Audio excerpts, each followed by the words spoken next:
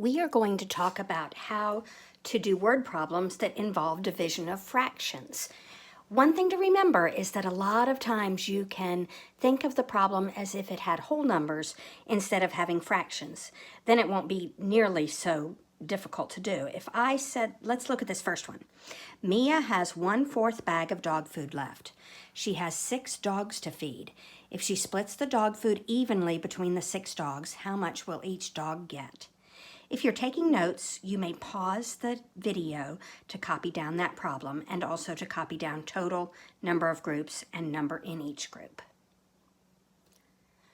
Okay, if this problem said that she had 12 pounds of dog food and she had 6 dogs to feed, how much would each one get? That would just be 12 divided by 6 and it would equal 2.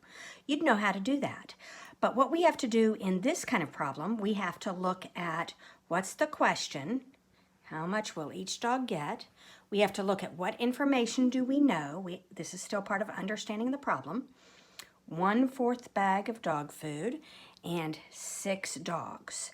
Now, what we have to do is we have to think about how we're going to plan to do this problem. One thing we can look for is we can look for keywords. Look at this word splits.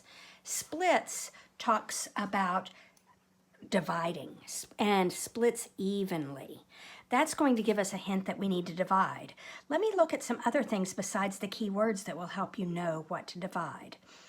If we have the total, the number of groups, and the number in each group, if we have 2 of these and have to find the other one of these 3 things, we're either going to multiply or divide. If we are dividing, then we're going to have a total and one of these. If we want to multiply, we're trying to find the total, so it will give us both of these. Now, what's our total in this problem? Our total is that they start with 1/4 of a bag, okay? And it doesn't matter as much if you get the number of groups and the number of in each group mixed up, because it will still work. It's just that you have to make sure you get the right one to be the total. So if we talk about number in each group, that's the amount each one is going to get. I'm going to call that X because that's what I want to find. And we have 6 dogs, 6 groups of food. So it's like we're going to have 6 bowls full of food. Now, in order to find the number in each group, when you know the total and the number of groups, you're going to divide. 1/4 divided by 6. Now we know that 6 is just 6 over 1, and I like to write that down before I do my multiplying by the reciprocal. And you remember your multiply by the reciprocal song, multiply by the reciprocal.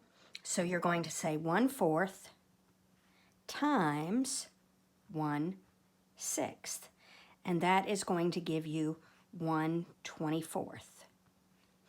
And so each dog gets 1/24 of a bag.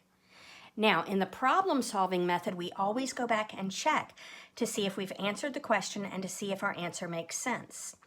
So, did we find out how much each dog will get? Yes, we did. Now we have to say if this number makes sense. Now, if they have 1/4 of a bag, then each dog is going to get a lot less than 1/4 of a bag.